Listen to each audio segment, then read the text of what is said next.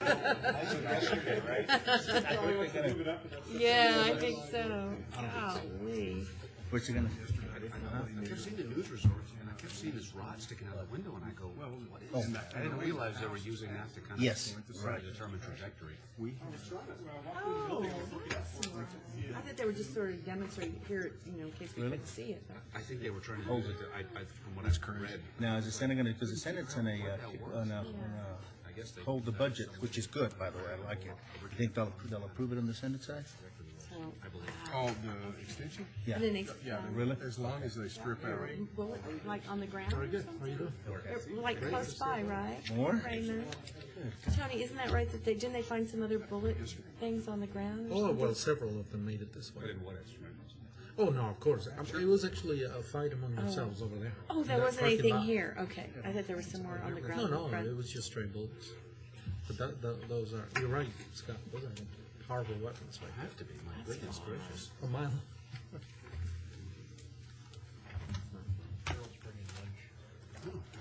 La petite déjeuner. Practicing my Spanish. Or my French. Good to go? Oh, it's all my thing. Okay, I want to call this meeting of the RMA Board to order. It is about 4 minutes after 10. Any public comments? No public comments.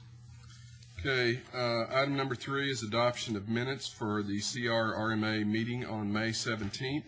If everyone's had an opportunity to review those, is there a motion to approve? Moved. Second.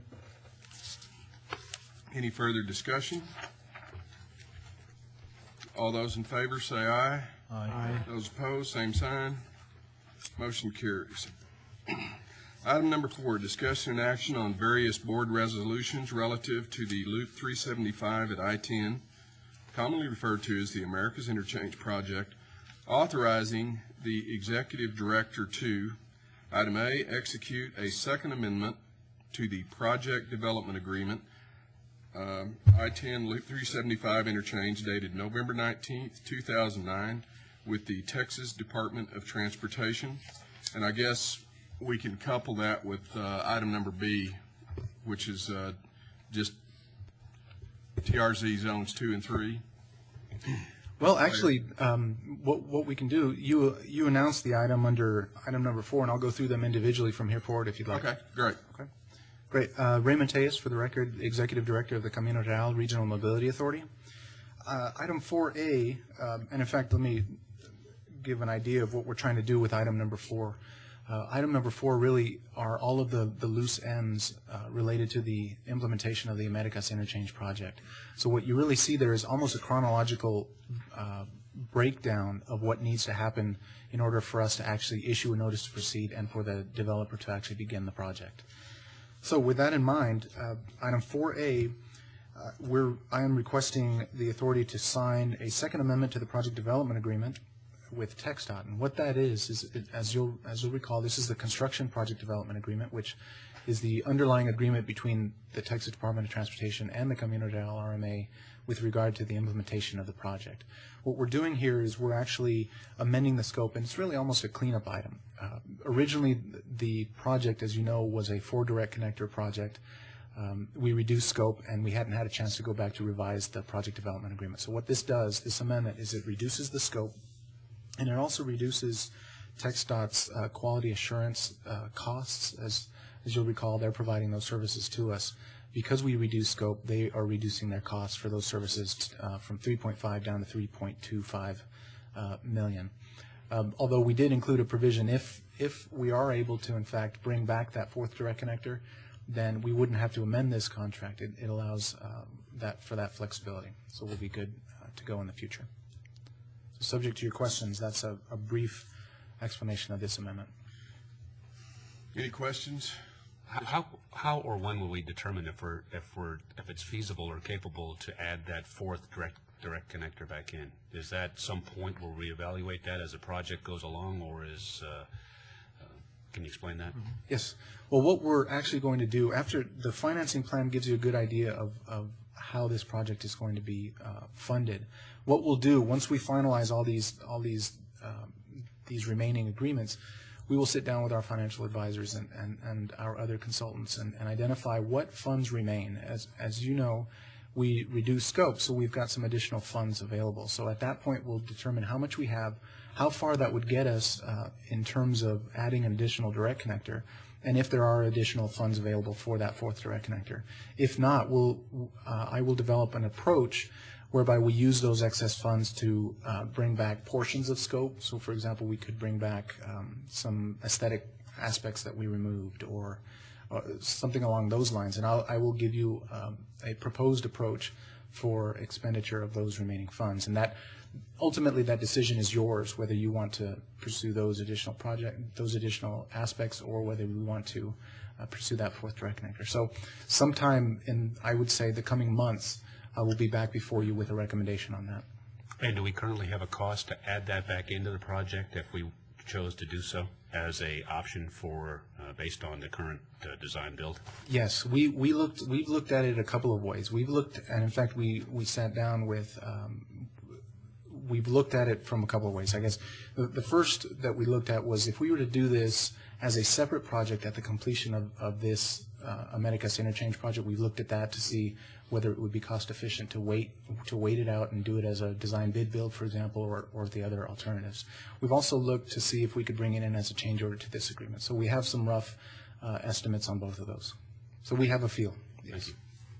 Now, if I understand it, Raymond, that fourth direct connect is one of the most expensive portions of this project. So there might be a possibility that we do a different fourth direct connect that's less expensive? Yes, sir. That would fit within the budget? That's correct, and we're looking at that as well. The problem with that fourth direct connector is that it is the highest direct connector, so it has the most steel, the most quantities for materials. And in addition to that, none of the other work that we are doing for the other three direct connectors would benefit that fourth. So it's basically building a brand new direct connector. So yes, it is the most expensive. And we have, in fact, among our alternatives is to look at a different fourth direct connector to bring it in a more one that we could actually afford. So that's absolutely one of the options. Where does it take you, the fourth connector? The fourth is when you're on the east of the city and you're heading into town and south. So it's westbound to southbound. Will it take you to the border highway? Yes, sir. Any other questions? Just a quick question. You said that if there were any monies remaining, we could add some aesthetic projects, but the money could also be put aside to look into that fourth connector in the future, right? Instead of spending it on aesthetic projects, or does actually, it matter? the funding sources that we have are all tied to this project. So we would have to spend those funds for this project. We couldn't put it away in a bank account and then develop a new project or do something like that. So we would and we will spend that money in this project. The question is, what are we going to spend it on? Okay. Anything else? Not, is there a motion to approve item 4A? So moved. Second. Any further discussion? If not, all those in favor say aye. Aye. Those opposed, nay. Item B, executing, Raymond, why don't you just go ahead with this stuff? Yes, sir. I'll take care of that. Item 4B, I'm requesting action on two separate agreements. The first is the agreement with respect to Transportation Reinvestment Zone Number 2, and the second is Transportation Reinvestment Zone Number 3. By way of background, you will recall that the City of El Paso developed Transportation Reinvestment Zone Number 1, and from that, the RMA entered into an agreement with the city whereby the revenues generated by that Transportation Reinvestment Zone would be assigned to the RMA for use on 3 separate projects. Well, as you also know, the City of El Paso dissolved TRZ Number 1 in favor of replacing it with TRZ Number 2 and Number 3.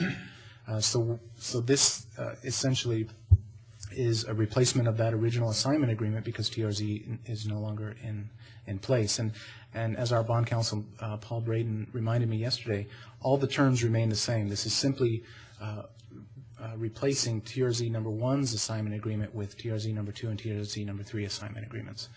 This item, and I sent you a quick note yesterday saying that this item was approved by City Council yesterday. So both agreements are in the City Clerk's chambers and waiting for my signature subject to your approval this morning. Why was it broken into two and not simply 1 to 2 instead of 1 to 2 and 3? Well, the problem with TRZ number 1 was one of contiguity. The way that the TRZ number 1 was structured, it actually broke in two separate places. It went through the Franklin State Park up in Trans Mountain, because that's not actually in the city limits of El Paso, and it also broke up in the northeast where it runs through a portion of Fort Bliss. So the only way that the city could develop a transportation reinvestment zone whereby it would be able to fund the projects that we're trying to do, they had to develop the two TRZs. So one of them is for TRZ number 3 is for the Northeast project, because it's really bound by the state park and Fort Bliss, so you can't really make that contiguity. And TRZ number 2 then pays for the Zaragoza direct connectors and also the Americas interchange. So these are fixes to something that should have been taken care of the first time around, right? Primarily? Well, yeah, it's really just replacing.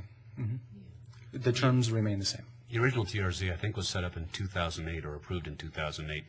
The tax increment base year is the same of tax for the TRZ 1 and TRZ 2 and 3, those? No, the base year for any transportation reinvestment zone starts in the year in which it is adopted. So the city lost those projected revenues from the increment from 2008 through 2010. But as you'll recall, what the city agreed to was that the TRZ is, as a reminder, the TRZ is being used to repay the state infrastructure bank loan, which we'll talk about next. But what the city has agreed to do is any shortfall of the transportation reinvestment zone would be covered by the city's general fund. Okay. So we're in the same place that we were before. In fact, we're in a stronger position, actually. I noticed when I was reviewing the documents for TRZ number 1 or number 2 and number 3 under the CRRMA obligations, it mentioned under the general statement TRZ 3 and the TRZ 2 and 3.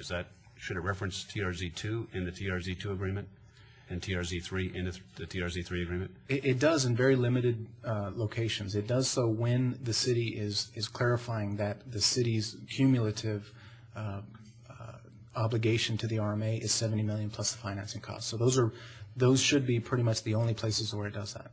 Well, in the TRZ number 2, it states that the TRZ number 3 agreement shall not exceed $70 million under the CRRMA obligations, and then under the TRZ number 3, it states again that the TRZ will not exceed $70 million, but it doesn't say what the TRZ 2 should not exceed. You understand what I'm saying? No, I'm sorry. Could you point me to it and we can go through that? On page 5 of the TRZ number 2, and I think of page 5 of the TRZ number 3. Obligations of the CRRMA. No, Raymond, actually, it goes TRZ 3 under 2 and 2 under 3, so I must have just misread that. Okay. But both of them, I guess, they will not exceed $70 million under either TRZ, Well, correct? cumulatively, right. Cumulatively. Right. So the intent was to make clear to the parties that the city's obligation to the RMA with regard to these 3 particular projects would be $70 million plus the financing costs related to bringing $70 million in principal. So that's the intent. Of all 3? Yes. Well, of the 2. 2 and 3? Yes, sir. Correct ones. And one's been effectively dissolved, correct? That's correct. On May 25th, they dissolved number 1 and adopted numbers 2 and 3. But I think the significant point here is it doesn't make any difference to us. In the TRZ 1, we were relying on the tax revenues. In this one, it's the tax revenues that is subsequently supported by the city. That's correct. If the tax revenues are not sufficient. And in fact, that revision was made in the last agreement that dealt with TRZ number 1 prior to dissolution. So nothing has changed. The exact agreement that you outlined right there was made and transfers into these new agreements. Same terms. Any other questions? If not, is there a motion to approve item 4B? So moved. I'm sorry. Is there a second? All those in favor say aye. Aye. Those opposed say no. Motion carries. 4C, Raymond? Item 4C deals with the State Infrastructure Bank loan agreement with the Texas Department of Transportation in the amount of $30 million, and also relates to a paying agent agreement related to the loan and other documents and certificates related thereto. I would ask Mr. Paul Braden, who is our bond counsel, to come to the podium and brief the board on this item. This one is currently being negotiated. I think we've got the gist of it. Well, actually, I'll let Mr. Braden speak to that. Morning, Paul. Good morning. Paul Braden with Fulbright and Jaworski, bond counsel to the RMA. As Raymond mentioned, what we have here is an approval of a state infrastructure bank loan, a SIB loan, which is administered through Texas Department of Transportation. It's for $30 million, and it's for partial funding of the America's Interchange project. And the way this loan is going to work, it's going to be a 30-year loan, 4.95% interest, and we're going to qualify the loan as a Build America bond. We're actually doing some kind of neat thing here. We're coupling a state program where you got a decent rate in terms of your loan with a federal program, so you get an additional subsidy on that interest component, and your realized rate is a lot more attractive. And so on this $30 million loan, your interest rate that you're supposed to pay is 4.95%, and you're committed to pay that to TxDOT, to the SIB. But the federal government, because we'll qualify this as a Build America bond and we'll make the appropriate filings, will pay you a 35% subsidy on each interest payment. So the RMA, or in this case you'll probably have your paying agent do it, will file a form with the federal government 90 to 45 days before each payment, and they're supposed to send you a check or wire transfer actually for that 35% interest component. Now the deal that has been negotiated with TxDOT and with the city is that that interest payment that's coming back to you, 50% of it will be used for debt service. So 50% will be directly used to pay against that 4.95%. The other 50% will be used as the RMA sees fit. So it can be used for operational needs. It can be used for whatever you all as an RMA choose to use it for. So for the next 30 years, you should have a payment stream equal to 50% of the interest component on that deal. And so we're able to structure a decent rate with a federal program to get you a really good product. What I sent out to you today, or what I handed out to you today, it's a 4-page resolution, which basically authorizes the executive director to enter into the SIB loan agreement in substantially the form attached, and I have attached the current form of the negotiated agreement. We're still talking to TxDOT on a couple different things. What happened is TxDOT sent us a standard form of SIB loan agreement. I had to majorly redraft it to provide for this BAB treatment, this special kind of federal treatment, and we sent it back to them, and I think they're still kind of mulling over it. But there's nothing too controversial about it. There's a few technical issues that we're going to try to work out, but the form is substantially final that's been presented to you, and that'd be for the 30-year loan. The other component to this process is a paying agent. What the RMA is going to do is it's going to hire a third-party financial institution to administer this loan, so you don't have to be worried about making sure you make your payments on time, making sure you send a bill to the city for what it's supposed to pay, all those type of things. So you hire a paying agent, and they're in charge of basically getting the money and then paying TxDOT on this loan. Your financial advisor for Southwest Company sent out an RFQ for paying agents last week. You received responses on Monday. They've made a formal recommendation. They basically looked at all the responses. I think you received 5 responses. They compiled a recommendation and a matrix based on the rankings, and they recommended Wells Fargo as the top-ranking paying agent. And so the draft that's before you has Wells Fargo as the paying agent, but that's one of the decisions you'd be making today. Otherwise, it's fairly straightforward. I don't know if you have any questions on the structure. Any comments, questions? Question on this paying agreement, agent agreement. Is that where Wells Fargo is going to be, down here at the bottom, or where? You got a lot of blanks on this agreement here. Yeah, that's the form of. Since clearly Wells Fargo was picked or recommended. You all are picking them today. They were recommended on Monday. Basically, we have a fairly standard, almost boilerplate form for paying agent agreements. I modified it to take into account that these are Build America bonds, and that's what is attached to there. I believe I put Wells Fargo actually on the top line where it describes who is going to be the paying agent. The resolution identifies the initial paying agent, so it's identified in the resolution. And that's the form of agreement that I expect that we're going to send on to Wells Fargo, and I don't expect really too many substantive comments to it. Do we need to approve Wells Fargo first before approving this? I think that's included in the resolution. Do we need to approve it first or not, or is it automatic? It's included in the resolution Mr. Braden has provided.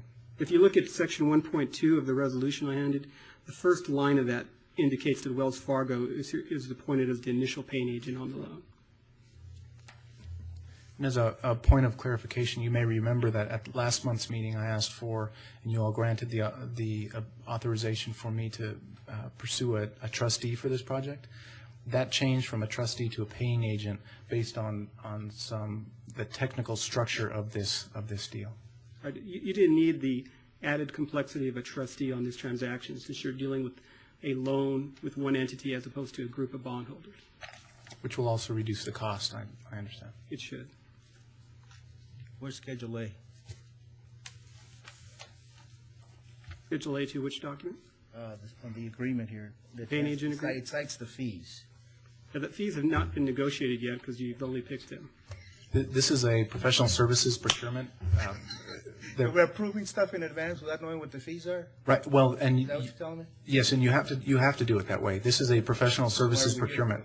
I move to approve. Well, let me clarify. This is an important point. This is a professional services procurement, which means that cost cannot be part of the criteria for which you are selecting. You have to select them based on qualifications.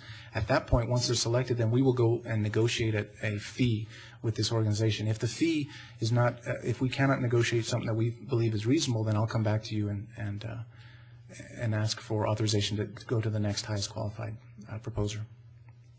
Does that clarify it for you, Ralph? Yeah, don't have a choice. Well, you have a choice. You can vote against Wells Fargo. You just can't designate the fee. Got it. And the range of fees on these type of things typically are fairly nominal. I mean, for a GO paying agent agreement, there might be an annual fee to $750. Now, this is a more complex transaction because it's a Build America bond. It's a revenue stream. So I'd expect to be, something different than that. But it's not a huge amount of money when you're talking about it. Mr. Braden, the current interest rate on the SIB loan is about 4.8%, I believe you said? 4.95. So 4.95, and we're going to get reimbursed through this Build America bond approximately a third of the interest, which is about 1.6%, somewhere in that neighborhood. 35%, right. And I just want to clarify, of that 1.6, because these are rather substantial numbers on a $30 million deal, half of that has to go to repay the SIB loan, and the other half comes into the RMA for us to advance on any project. Is that correct? That's correct. And the way it's going to work is the paying agent's going to file a form with the IRS. It's an 8038 CP. That tells the IRS for each principal payment, let's say your payments are in September and March, and each interest component that you pay in September and March, they file a form associated with that payment, and then the IRS wire transfers into the account identified on that form the 35% interest component. And then the paying agent is supposed to take that 35%, take half of it immediately, and put it in the loan payment account to pay the debt, and the other half to be transferred to where you tell them to transfer it. And that can be used for any lawful purpose of the RMA. Okay. Mr. Braden, you said something about if the SIB loan interest rate changed, you said something about what happens if the SIB loan rate goes down. The SIB loan rate will not go down. I don't know if I misspoke. It's a fixed rate of 4.95%, and that's what's been agreed to. All right. That was approved in the minute order Yes, sir. by the Texas Transportation Commission. That's correct. So it's fixed. Yeah. A very technical thing. You said that to get that reimbursement, there had to be some form filed 45 days before the. To get it in a timely manner, Okay. it has to be filed no earlier than 90 days before the payment date, and no shorter than 45 days before the payment date. So there's this window. If your payments are due on March 15th, then if you file it 40 days before that date, the IRS is saying that you won't get, we can't assure you'll get it by March 15th. Okay. Now, if you file it late, they'll still get it to you, but they just won't make assurances that you'll get it in time to make the payment. And the paying agent is responsible. The paying agent is part of their duties is to do that. Other questions? None. Is there a motion to approve item 4C? So moved. So moved. Second. Second. Any further discussion? None. All those in favor say aye. Aye. Those opposed? The statute requires us to also have a pass-through toll component. So what was handed out to you this morning, and I apologize for just getting it to you this morning, but this agreement has been negotiated. Actually, we were negotiating as recently as about an hour ago. And in fact, the resolution that's before you, I'm asking for the authority to sign the agreement in substantially the same form as attached, because there is one remaining item that the TxDOT attorneys and our attorney will have to revise later. But generally speaking, the main points of the main terms of the agreement have been set for some time, and that is it's a pass-through toll agreement in the amount of $10 million. That's $5 million for the Americas Interchange project and $5 million for the Aesthetics project.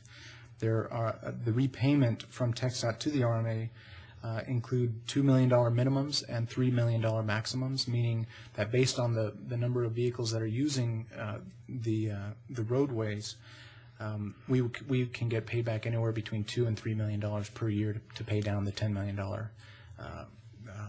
pass-through. We've agreed upon a 0.055 cents per vehicle rate. And as I mentioned, there's one remaining issue that the attorneys are hammering out, and that deals with scope.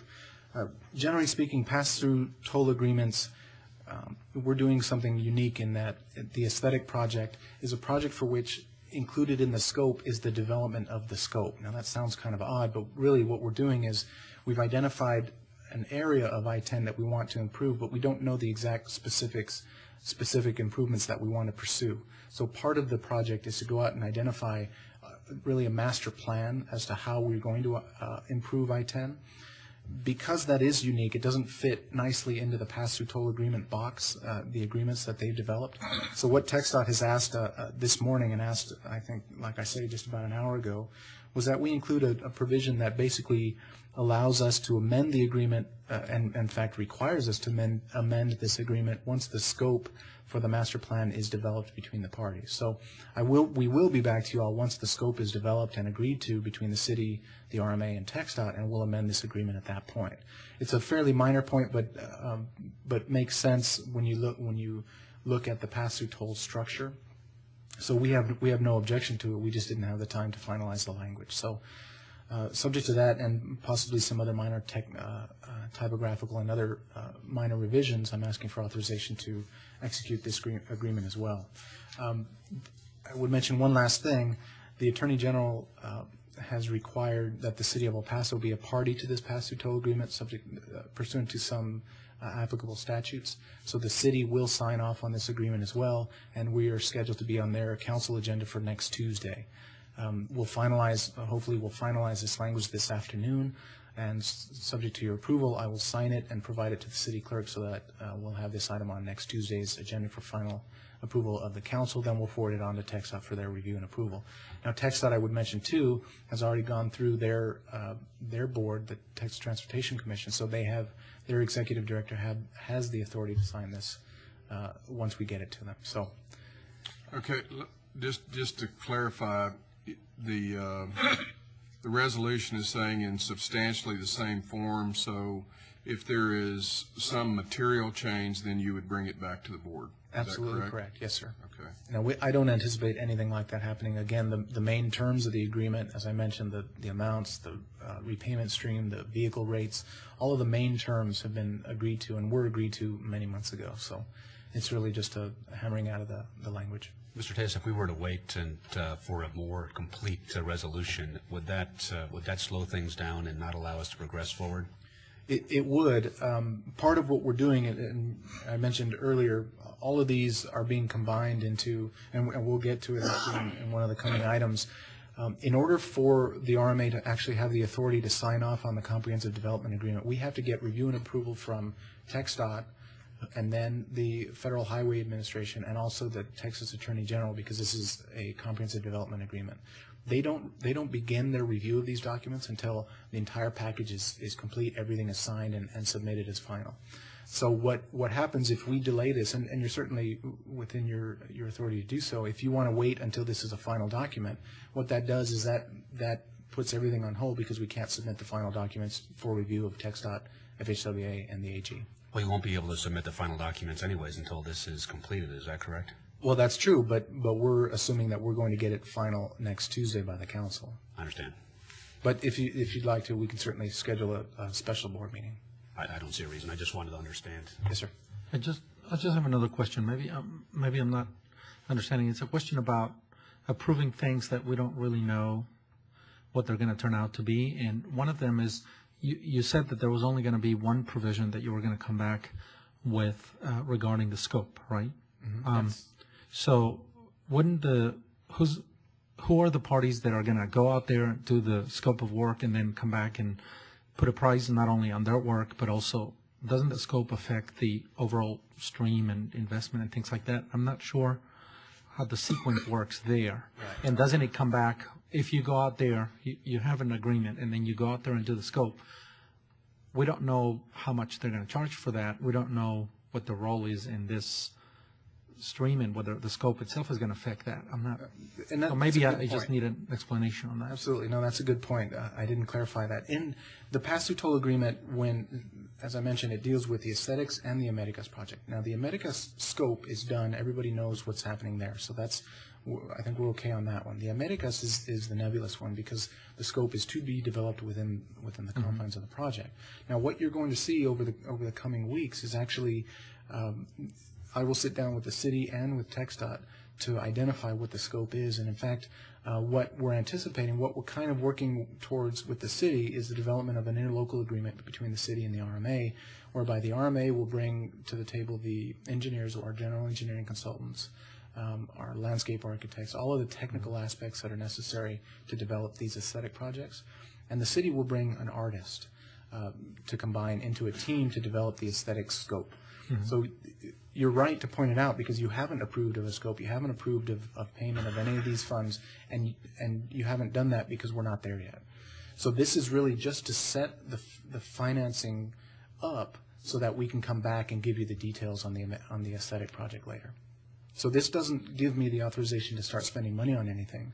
It just sets the structure of how it will work. Raymond, I understand the need for expediency and why we're doing things, but perhaps after the fact, could some of these documents be brought back to us with all the blanks filled out? Absolutely. I'm always leery about signing or approving stuff with a lot of blanks, and there's a lot of blanks in here, but I understand the reason.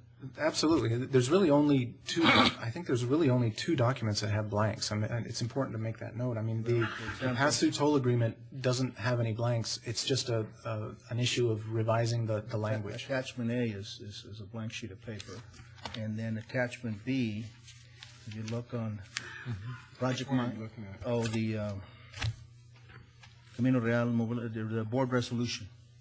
Yeah, approving authorizing execution. And then my project milestones are blank. On attachment B, scope of work, the same thing. So anyway, I mean, I understand, and I don't want to be difficult, but it'd be nice to know if we have, just to see what the hell we approve. Absolutely. And once they're signed, in fact, what I could do for you is I could provide you with a complete transcript, which provides you executed copies of every document. Basically, the transcript that we will be providing to the AG, to the FHWA, to TxDOT, I can provide a copy to you as well, so you have a complete record of everything that's been approved. You just look at it. I think I agree with Ralph that it just doesn't really look very good, and I think that even if it sets us back a few weeks or a couple of months or 3 months, I think it's better to have all the information rather than approve something and then come back. Even if we're going to have the numbers and we're going to have to go through the whole resolution again with the holes filled out, I think that I'm not sure that that's a really good way of proceeding. You know, maybe we ought to have all the information, but there's got to be something in the regulations or the rules or the law or whatever that is making it difficult for us to get all the information first and then approve it.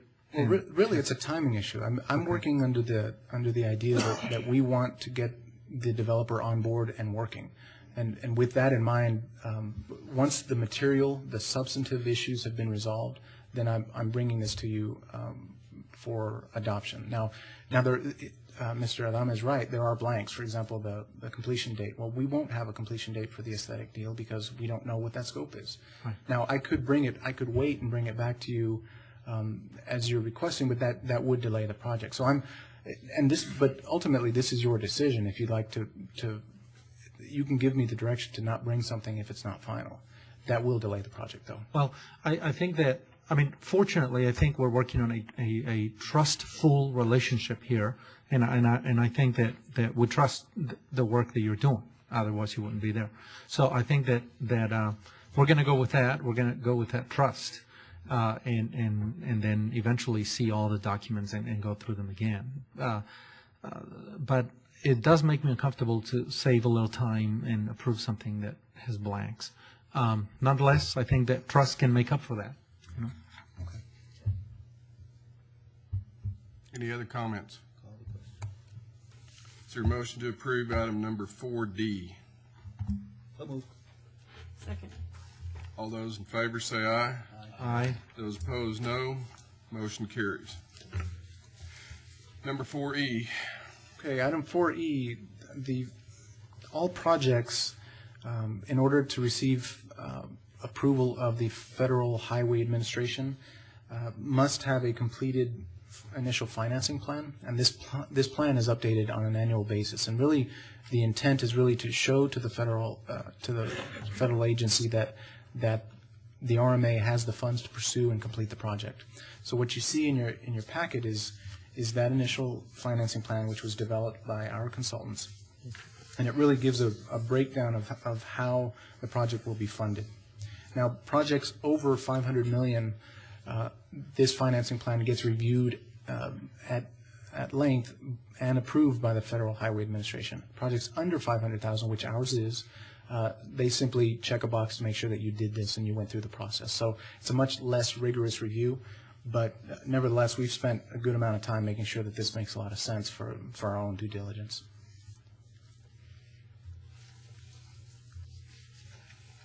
But this is required. Yes, sir. Okay. Any questions? Move to approve. Any further discussion? If none, all those in favor of item 4E, please say aye. Aye. Those no, same sign. Motion carries. Item F. All right, item F, as I mentioned, one of the agencies we've got to go through is the Attorney General of the state.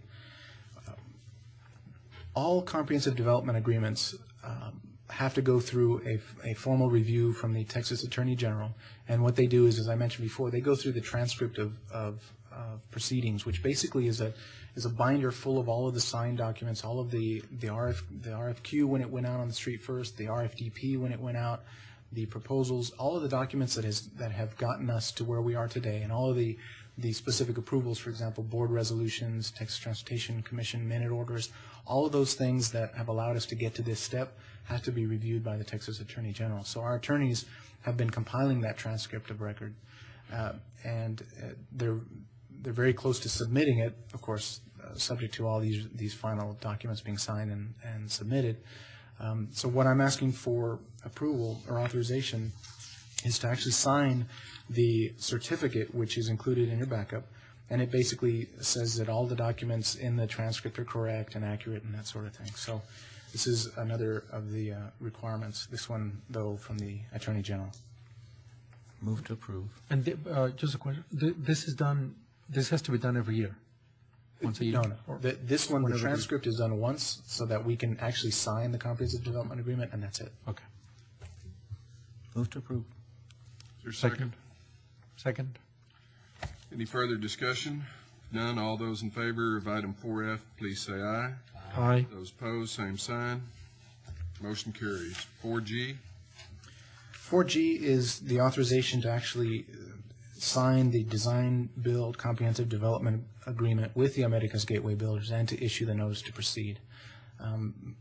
Included in your backup is the table of contents for the comprehensive development agreement. That agreement is actually just shy, I believe, of 200 pages. Now, I can obviously provide those hard copies or electronic versions to you if you're interested. But that agreement has been, and in fact, if you recall, I believe it was at the last meeting where this board authorized the executive director and staff to negotiate the comprehensive development agreement. That has been negotiated and it's ready for execution. Of course, as I mentioned before, the CDA, this comprehensive development agreement, cannot be signed until we receive final approvals from TxDOT, FHWA, and the Texas Attorney General. So what I'm doing here is asking for authorization, once we receive those federal, state, and state approvals, to actually sign the agreement and issue a notice to proceed. How quickly do you think we would sign this agreement? Well, unfortunately, we don't know how long the AG is going to take. Thankfully, we've had a lot of really good cooperation with TxDOT and with FHWA. They've been reviewing a lot of our documents, and in fact, they've been heavily involved, as you may recall, in the entire procurement process. So none of this is new to them. They're familiar with the documents that we've put out on the street. So their review is virtually complete.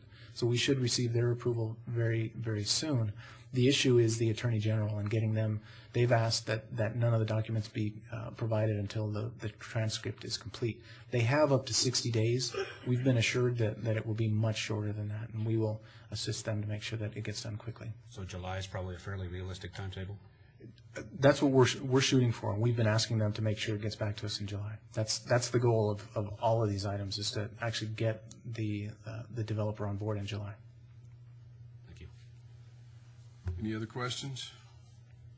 Is there a motion to approve item 4G? Is there a second? Second. All those in favor, please say aye.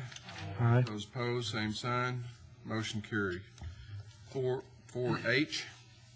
Okay, 4H deals with stipends. As you'll recall, there was a resolution that this board passed which authorized the use of stipends in this procurement process. And basically what that amounts to is that in our situation, we had 3 proposers. Of course, 1 we're awarding to, and 2 were unsuccessful proposers. What the stipend process does is it actually pays the unsuccessful proposers a certain set amount of funds, and in exchange for that payment, we actually own their proposals. And the value to that, to the RMA for that, is that the proposals all include alternative technical concepts and value-added concepts and other different approaches that the unsuccessful bidders developed. Now, through us owning those, we can actually bring those back into this process and present them to the selected proposer and ask them to incorporate them into the project and identify whether it's a cost savings, whether it's a little bit more, and that sort of thing. So, in other words, what we're doing is we're buying the best ideas out of the unsuccessful proposers' bids. Would those go to America's Gateway, or would those go to our GEC to kind of look at incorporating that into the project? Well, we've looked at them, and we looked at them with TxDOT and with the FHWA through the process, so we're familiar with them. But what happens is we will take them and identify those that we really liked and send them to the America's Gateway builders to identify a cost and whether or not it makes sense to add to the project. If so, we'll be back to you with a change order to incorporate them. Well, hypothetically, it could be a savings also. Absolutely. The alternative technical concepts, the whole intent of that process is to save money and get us to the same point. So ideally, what could happen is once we purchase the alternative, through the stipend process, once we own the proposals, we'll cherry pick the ATCs, the alternative technical concepts that we like, and maybe actually save some money, which will help us in our ultimate goal of getting back to that 4th direct connector. Is this, I know that we maybe do not have a whole lot of experience, I guess, with this, but for other RMAs, does it work? Is it something that really saves money? I mean, is it something that has been put into practice elsewhere? Yes. Yeah. Yes. Short answer, yes. The alternative technical concept process works, and that's one of the real values of the design build process, because ultimately what you do is you provide them with your design, and maybe that's not the design that makes the most sense or is more expensive than you should pay for the transportation solution. So you have other engineers, private engineers, and proposer teams that are looking at the same transportation problem and coming up with different solutions and maybe saving you some money in the end. So yes, it does work. You know, I'd just like to point out that what is that reimbursement, Raymond? You told me about $188,000 each. 108. So, I mean, 108,000. 108? Yeah, excuse me. You know, I'd just like to thank the 2 other contractors that were not awarded the bid here, because at $108,000. I don't know how much money they spent just trying to procure this particular transaction, but it's a drop in the bucket to what it cost them. I'm sure it cost them, I don't even want to say what it cost them, but it had to be well over $500,000 just to get to this, to the bid point. Absolutely. It cost them a lot more than that. Yeah, sure. I'm sure it did. Okay. And a lot of good work. We really did receive excellent proposals from all three. Raymond, what other additional acts are you expecting to execute? None. That was a catch-all in case something came up between posting and today. Okay. Okay.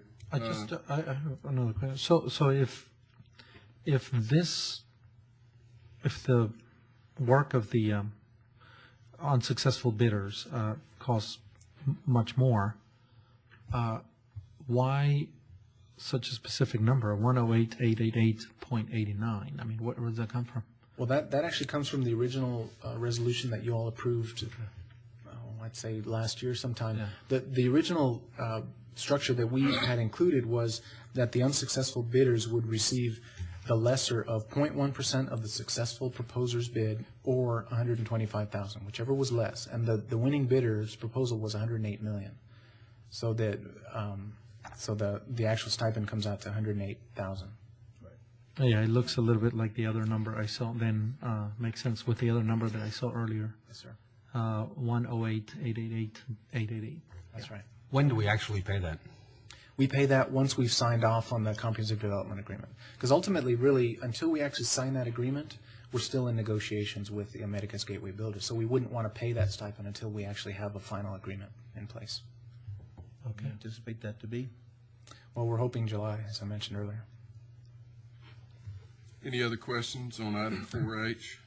If not, is there a motion to approve? So moved. Second. Any further discussion?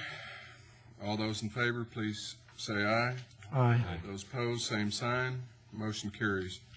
You need a motion also on item I. No, sir, there's no action on that. Again, that was a placeholder in case something came up between the posting and today's date.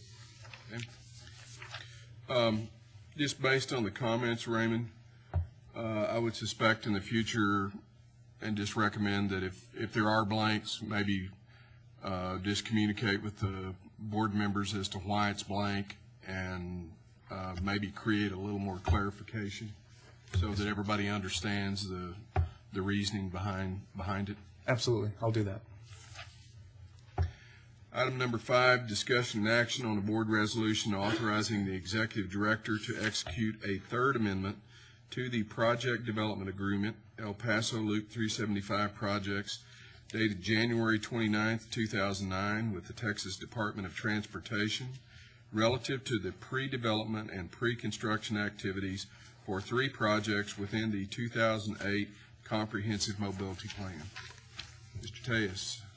Yes, sir. This item deals with the planning project development agreement. As you'll recall, this is the approximately $3.2 million agreement we have with TxDOT, where we're able to use those funds to develop the pre-development and pre-construction work, which is really the work that helps us get to the procurement process.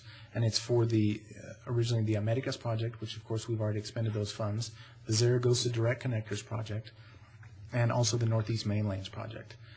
Originally, that agreement had a completion date, a termination date rather, of August of 2010. Unfortunately, we haven't yet received. We don't have the authorization from TxDOT to actually pursue the Zaragoza or the Northeast Main Lanes project, as TxDOT's still completing the environmental on each of those. So because of that, we haven't actually begun the work necessary to get through this agreement. So what we're doing here is simply extending the term of the agreement by 1 additional year. We hope, in talking with TxDOT, we hope to have these projects turned over to us before the end of this year, at which point we'll begin that process for the remaining 2 projects. Mr. Cavo, could you give us some update on when that is and what the anticipated dates are? Good morning. Good morning, Mr. Chair. Eduardo Calvo with TxDOT in El Paso. Yeah, Mr. Tejas is right. The 2 remaining projects, we are still working on them.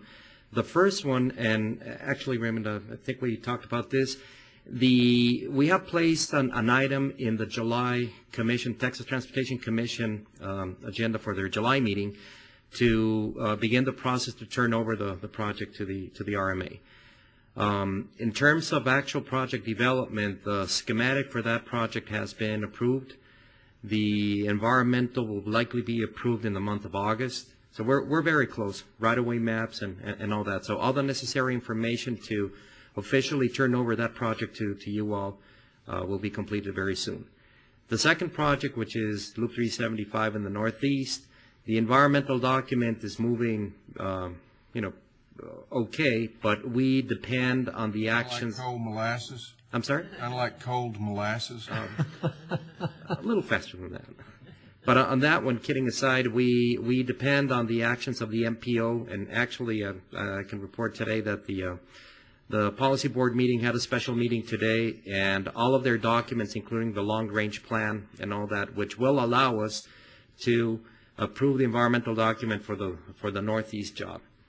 So all that is moving along. So as Mr. Taya says, both projects will be turned over very soon. And that was the real reason for having to amend this planning project development agreement. Okay. Any questions? So a year is just one more year. I mean, I don't know what soon means, but one more year just means it'll be comfortably, you'll be well within that. Absolutely. So within one more year, we're confident that we'll be able to turn over the projects to the RMA.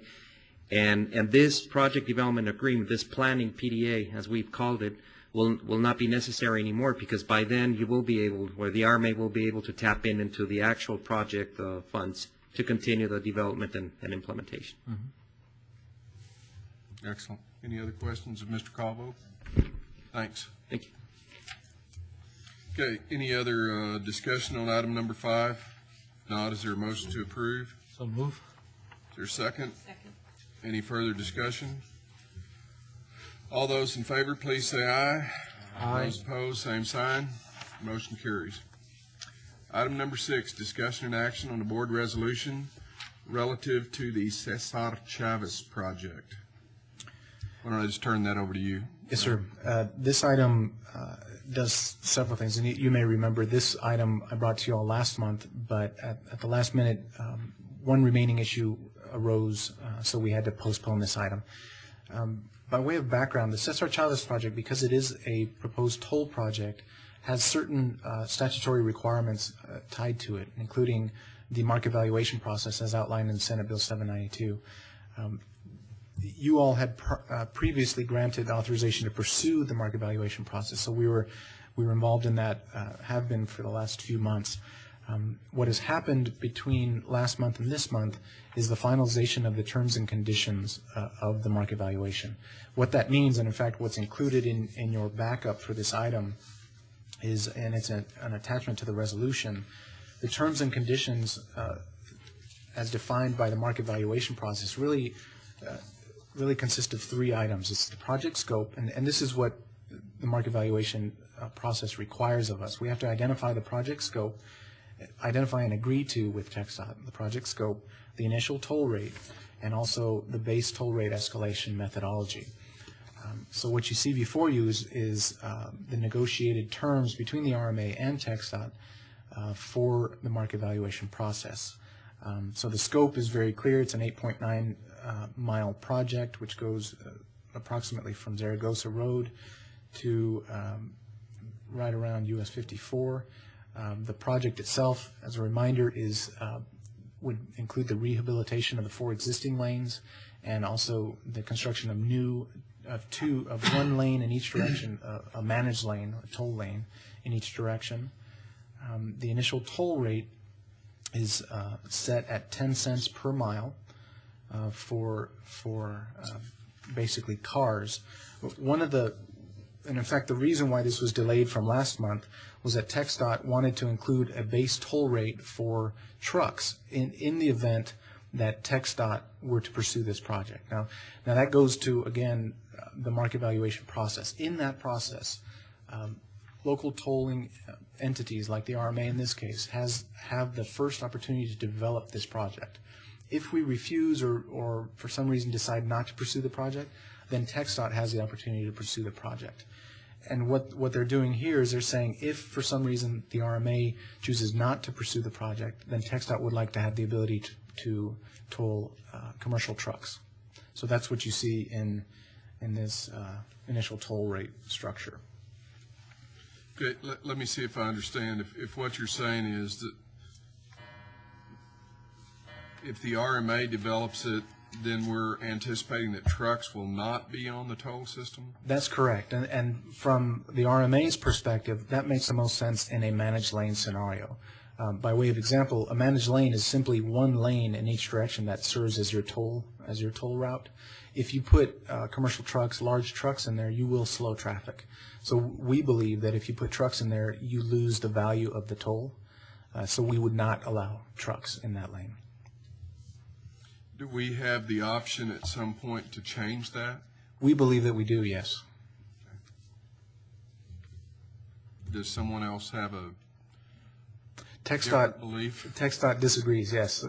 TxDOT does disagree with that. TxDOT, and in fact, the reason why TxDOT wants to include this base toll rate for trucks is that they believe once we set this, it's set in stone, which we don't agree with. Our attorneys are advising us that we will have flexibility in the future to allow trucks should we desire. Okay. How difficult or how much analysis goes into setting that toll rate? I mean, that's a fairly substantial, fairly important number. So how involved were we as the RMA in kind of determining what that toll rate should be? We were very involved. There's a process, and perhaps Mr. Calvo can speak to it. There's a process whereby TxDOT develops what's called a level 2 analysis, which really identifies what the market will bear in terms of an actual toll rate. They developed the level 2 and provided it to us for this market evaluation process. We actually revised or asked them to revise several of their underlying assumptions, and when they did that, then there was essentially that's how we all agreed upon the 10-cent rate. So we were heavily involved. In fact, we have a loan agreement through TxDOT that allowed us to spend funds for our consultants, our engineers, and also our attorneys to go through this process with them. So those were the funds that we used to actually get deep into this process and make sure that we were comfortable with the toll rate that we've set. Should we not, to Chairman Hahn's point, maybe take a look at setting some sort of commercial truck rate and give ourselves the flexibility to allow ourselves to, at some point down the road, if this project proceeds and moves forward, to add trucks to that toll equation? Absolutely, and we will do that. I mean, this ties into the chair's question. We believe that we will have that ability to set those toll rates at this was done a little bit out of order. And normally, what you have in your community is the development of a toll policy. In our instance, we only have one proposed project, so we're not required to develop the toll policy that would apply to the entire region. So we focused on this particular project. Now, in time, especially when we get close to developing our second toll project, then we will actually develop a toll policy that governs the tolls for the entire region. At that point, of course, we will include the MPO and our other transportation project partners and develop that view for the entire region, which will include how do we deal with trucks and high occupancy vehicles, all that sort of thing. So yes, that will happen. Very important thoroughfare for commercial traffic. Absolutely, it is. I think if what Scott is saying is there a way to approve basically what TxDOT wants to do, but if we initially don't want to allow trucks in the managed lane, then just don't allow them? That's what we're doing. That's exactly what we're doing. We are not allowing trucks. Now, once the toll policy... I guess my question is if there is some concern, our attorneys are saying that we can make the adjustment. TxDOT is saying it's set in stone. Could we approve what TxDOT is if they develop it, the toll program for trucks, but just not allow trucks initially? Can we change that? Or I don't know, Eduardo, do you have any? Yeah, my understanding is the position of the TxDOT attorneys was that because the statute calls for setting initial toll rates. If TxDOT or the RMA, whichever of the parties wanted to toll trucks, then we needed to specify that the initial toll rate for trucks needed to be, specified. And again, and correct me if I'm wrong, Rain, but I believe the position of the TxDOT attorneys is that in order to be able to change that base or that initial toll rate, then we would need to go back and revisit the terms and conditions of the waiver agreement and all that. There's a good chance that the whole market valuation process is going to be, that the legislature will pretty much do away with the process. But I don't see this personally as a major stumbling block. This is something that can be modified if the RMA chooses to implement the project. Well, one thing about the trucks, if I'm thinking correctly, this is a project that would essentially give an outlet to the trucks coming in at the Zaragoza Bridge, right, which is one of the busiest truck ports of entry in the trade between the two countries, I guess. Now, the thing is, the trucks are right now, I think the way that works is through a drayage system, which is essentially the trucks come in, they leave the box somewhere, some yard, and then it gets hooked up by another truck. And probably the logical route would be 375, even going out northeast, and I-10 out east. This would give an alternative to go on the border highway and then 54 towards Alamogordo, New Mexico, sort of route. I don't know how much truck traffic there might be on that section anyway, particularly because the North American Free Trade Agreement, in terms of its truck chapter, has not been implemented. So I don't expect a whole lot of trucks to be there anyway, right? Am I correct? And again, as Mr. Case was saying, there's a process to do this analysis, the traffic and revenue studies, Right. and in terms of actual revenue, it really didn't make much difference in terms of the overall revenue with or without trucks. It's not, in terms of actual revenue stream, it's not a big deal for the reason that you're saying. However, we wanted, at least if TxDOT ends up developing the project, we wanted to leave ourselves the opportunity to do it, not so much from a revenue perspective, but more from a policy or from another consideration.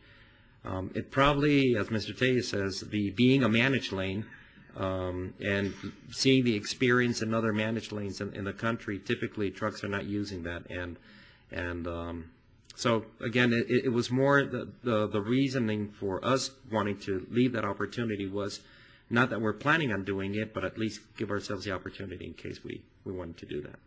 Scott, I mean, you probably have more experience with what's used and what's not used. What are your thoughts from a professional standpoint? I think this is a very important thoroughfare, and I think we need to allow ourselves or give ourselves the flexibility that as conditions change and as this project is coming down on the line several years from now, that we may want the ability to allow commercial trucks. Maybe we don't, but I think we want to have the flexibility, and I tend to agree with Mr. Calvo and TxDOT that we want to have that ability to allow commercial trucks, and perhaps down the road we choose not to, but we want that flexibility. Is that done with a clause somewhere in the paperwork? We've been proceeding under the guidance of our consultants who have said that allowing trucks would harm the value to the main users, which is, and as Mr. Cabo mentioned, that the Traffic and Revenue Report identifies very few truck users. So we were operating under the assumption that we should avoid dropping the value to the real user, which is the cars. So we did not allow for trucks. Now we could do this in a couple of ways. I'm trying to think of. I think that what we could do is.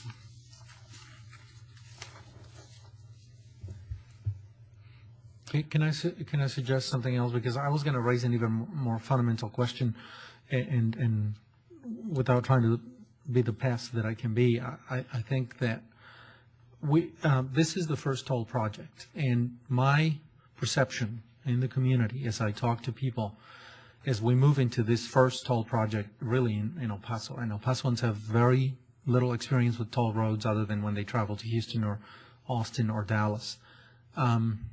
There's a lot of skepticism. There's a lot of, people laugh at this. And I can see that particularly because a great value for a vehicle would, the value that a toll road would give me between the Zaragoza Bridge and Highway 54 is very little. The real value would be if it broke through to the other sections and all the way out to our craft. That's the real value of cutting through. So there's going to be some skepticism in the community, and I would encourage the board to have a deeper discussion on this project as we move into it, because I know that the community is quite skeptical, and I think Suzanne perhaps can help here with the PR part, but I know that there's some serious issues that are going to rise, and I don't want to, as we move into the project in the future, run into a brick wall of public, disgrace on this account. This is a new experience in El Paso, and I think that, so I would encourage at some point some sort of plan of outreach and gathering the community feedback on this. Well, I think, as I think through this, this is a really important part of the first step, which is very important to the entire process. If you all would like to have that conversation, I would feel much more confident if we had our consultants here. What we could do, if the board is interested, is actually have a special board meeting later, perhaps in early or mid-July, where we have the consultants come in and explain their point of view, and we can revisit this entire thing. So if that's something you're interested in doing, we can just actually postpone this item to a special meeting. If I may, Mr. Chair, just to address Dr. Payan's comment, looking at the regional perspective, and again, since I've been working on this for a while, and this project is one element of a bigger project. Right. And you're absolutely right. I'm convinced that this project, that the full benefit of this piece will be seen when we complete the rest of the Loop 375 on the west side and actually connect it. So that will truly provide a relief route to I-10, which is really our, the backbone of, especially for east-west traffic. But again, we've got to start with something, and this is the first step. But it's the easy step. It's the easy section of the whole thing, because, we've been debating, and we debated even before, what's going to happen when it hits, for example, Santa Fe, the bridges, the international bridges, and then Santa Fe. I think this project stopped right before the international bridge, pretty much. So that's the kind of flat part, the easy part. But anyway, it could be a test also, right, on the other side. I think, number one, there is some skepticism out there. I don't know about anybody else. I'm not laughing about this. This is a significant part of our transportation needs in the future. As far as outreach, there's no question that there will have to be that. There's obviously been concerns, particularly with the people that live in the area where this is going, and I think that will have to be addressed. I think the other thing that we have to keep in mind is this project is pretty much funded. The money's been allocated by TxDOT to us, and we're going through the process to build this project. It's not a matter of whether we're going to build it. The funds are there, okay? And it's just part of the comprehensive mobility plan. Now, we could build the whole thing. The only thing that's holding us back is $600 or $700 million, which that's the reason that it's broken into sections. So my only question initially was, is there any reason why we can't include trucks? And if we include trucks, does that mean that we ultimately have to allow them to use it? There obviously is a split in opinions between TxDOT and their lawyers and our consultants and our lawyers.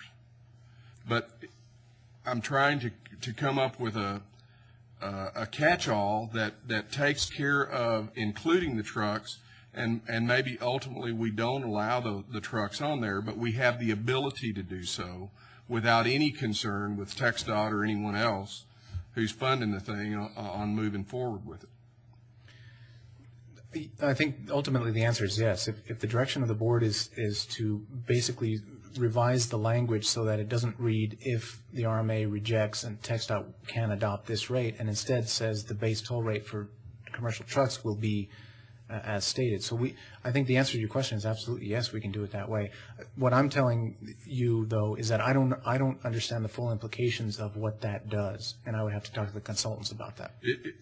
By delaying this until we can meet, does that slow anything down? Is there anything that... Well, the remaining steps are for, upon approval of the terms and conditions between TxDOT and the RMA, then we proceed to the MPO. And then the MPO has created a subcommittee that will hear this and essentially vote up or down on the terms and conditions as presented.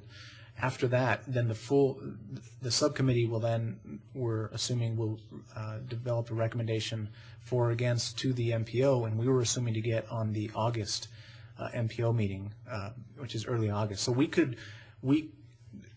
depending on how quickly we could call a special meeting if we wanted to go that route, or even if you wanted to give the direction to allow for trucks and structure it so that we don't have to, I could do that as well. So I mean, I think either way we could still fit within the timelines. I mean, I think one of the things the chair is trying to get across is we don't necessarily want to state right now that commercial traffic is definitely going to be allowed. I think what we want to do is have the ability to determine once these lanes are getting ready to open, that we determine at that point what the best use is. And if the consultants tell us it needs to be strictly only passenger vehicles, at that point we have the ability to decide what is the best use that for those managed lanes. And so we don't necessarily, I don't think, want to say today, hey, commercial traffic needs to be part of these managed lanes. We want to say that, you know, we have the option to clarify or to define that policy down the road. Right now maybe it includes both, but it'll be defined as we move forward.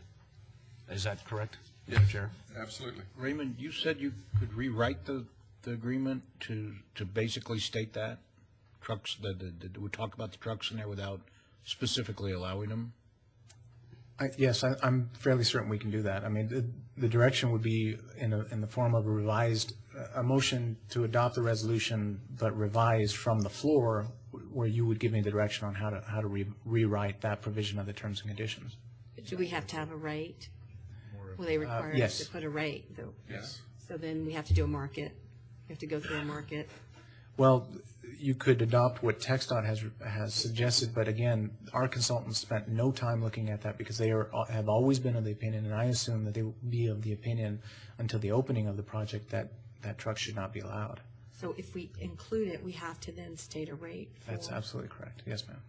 And Raymond, to circle back, the disagreement between the TxDOT and the RMA attorneys, the RMA attorney says that we can, at a future point in time, add trucks. Yes. Correct? That's correct. TxDOT says no, that if we abide by this agreement, Mr. Congo, TxDOT says the rates are fixed. Well, and any addition for trucks down the road would have to come back? And not necessarily that they're fixed, but that if trucks are going to be allowed, the initial toll rate has to be specified. That, I think, is a big difference. Well, one of these documents, it says, alludes to trucks being 2 to 5 times. Correct. So that would be the initial toll rate. So for vehicles, the initial toll rate, we agree on 10 cents per vehicle. For trucks, we wanted to, since we don't know exactly what the rate is, the attorney said, well, if you provide a range, that's okay. So our initial toll rate would be anywhere between 20 and 50 cents. Right. So I think that they were getting hung up on the legal, interpretation of the initial toll rate. Because in here, you even talk about timing, which obviously, to restrict trucks on there, you would increase the toll during certain parts of the day, right? Right, and that's something that we do agree, that the toll rates may be revised through time of day to make sure that a certain level of service is guaranteed on the managed lanes. So we approve this resolution. Are we covering our bases? Not currently. No? What this resolution does right now is it says all vehicles will be tolled at 10 cents. Right. And we can fluctuate at a minimum of 10 cents. And then it says if TxDOT pursues the project, meaning that the RMA chooses not to, then the truck rate could be set by TxDOT at 2 to 5 times. It doesn't allow, and it explicitly excluded the RMA's setting a toll rate for a truck. But if we added the RMA and TxDOT, then we'd be covered. We would just strike in the event. Yes, absolutely. Now, again, what I'm telling you, though, is that I don't know what that does. The consultant didn't look at that. And so what we could, if I'm hearing the intent of the board, I can strike that, send it back to the consultant. If they have serious concerns, then ask for a special meeting.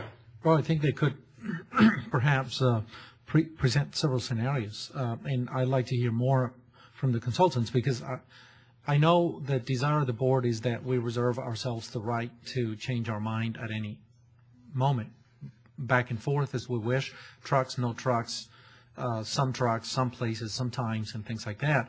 But I think that it's not a matter of desire, it's a matter of numbers. It's a matter of calculations and times and cents and time saved and things like that. So I'd like to hear more from the consultants about why they're making this recommendation. But if all we're doing is giving ourselves the flexibility, okay, we're not saying we're adopting it, we're not, I mean, who knows what it's going to be here 2015 from now, what the conditions are going to be.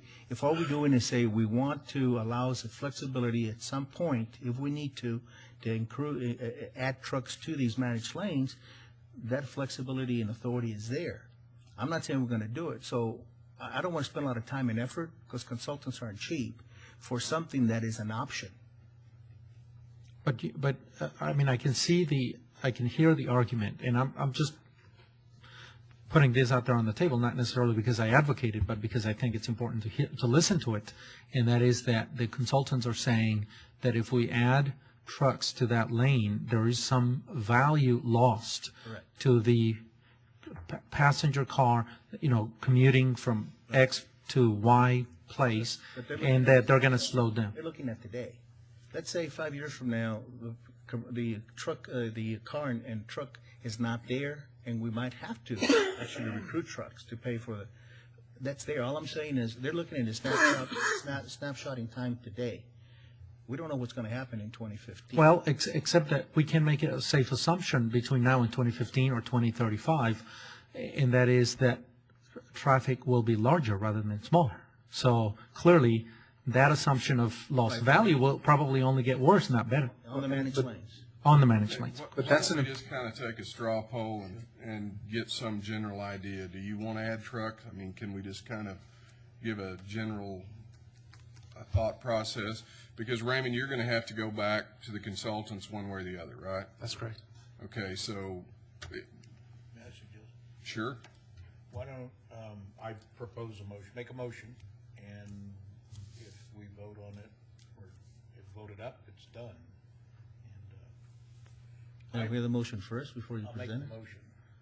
The motion I would make would be to approve this subject to the changes we discussed, and with the executive director taking those changes for review to the consultants, and on his opinion, if they feel there's a real problem we need to look at further, call a special meeting in July.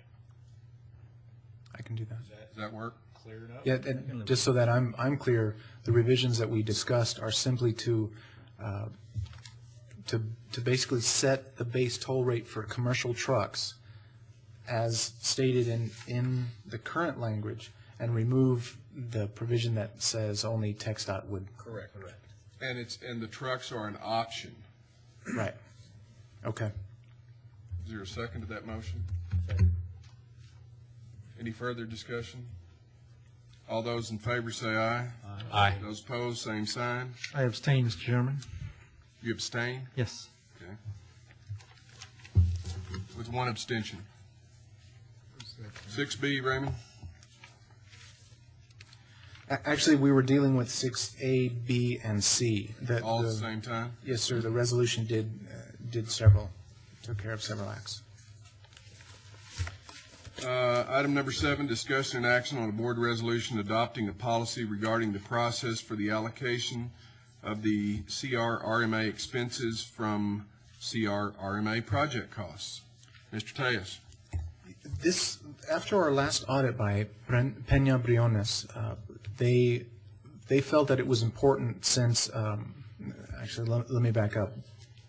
My salary is partially paid based on the projects that we're developing. So what I do is on a monthly basis, I submit an invoice to TxDOT on the Americas interchange project based on the amount of time that I spent on that project, and my salary is reimbursed that way. We didn't ever have a written policy on how those allocations were developed. Peña Briones in their last audit recommended that we adopt a written policy, and that would help us in the end. So what you have before you is that written policy. It's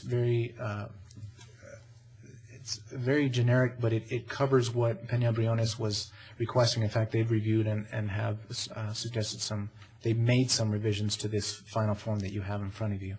And again, all it does is it identifies when the RMA is pursuing reimbursement through a project fund, how we go about identifying those expenses.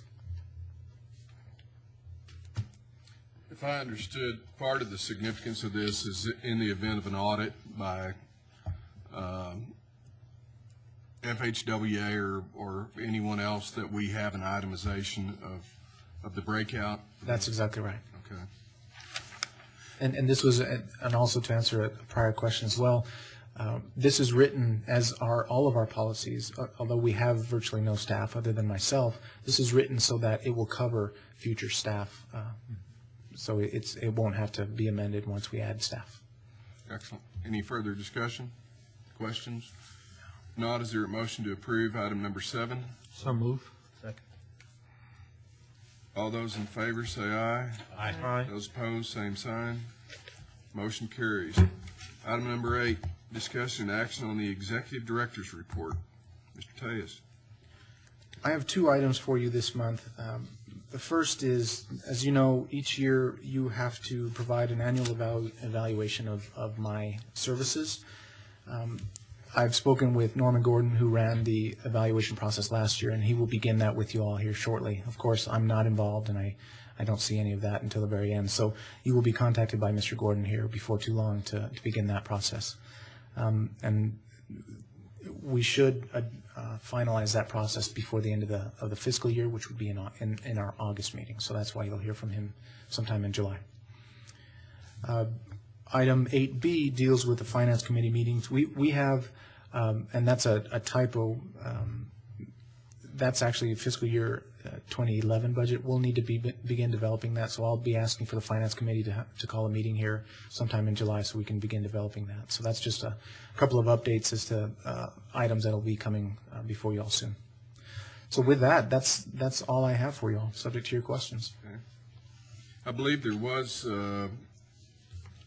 just a matter of information, wasn't you were at the Texas Transportation Commission meeting last week, and there was some good news for the RMA there. Absolutely, some very good news actually. TxDOT has a pass-through toll program which allocates each year $300 million to projects throughout the state on a competitive basis. The Camino Real Regional Mobility Authority actually was awarded $38.2 million for the Zaragoza expansion project, which really dovetails into the project that we're looking at right now, which is the direct connectors at Zaragoza and 375. This would pick up at the completion of that project and run from Sunfire out to Montana, and it would expand the existing roadway. So and that's construction dollars. So I've met briefly with Mr. Calvo, and we'll be meeting with the TxDOT folks again in the coming weeks to identify an approach for developing that project. Excellent.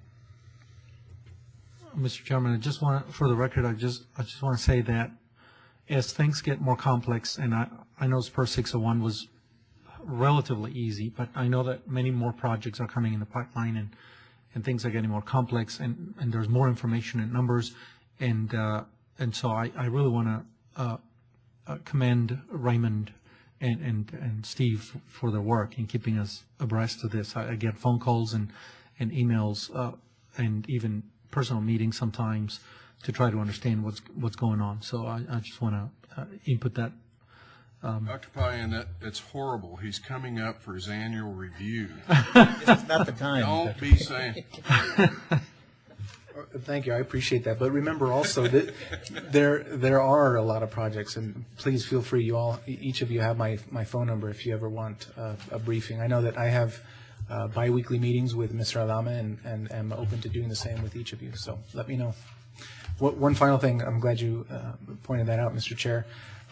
Our outreach program, as you know, we are developing pamphlets and going out to speak to community organizations. Before you, I provided you each with a stack of our latest pamphlet, which I got this morning, so I'm real excited about it. I think it came out, I think it looks really nice.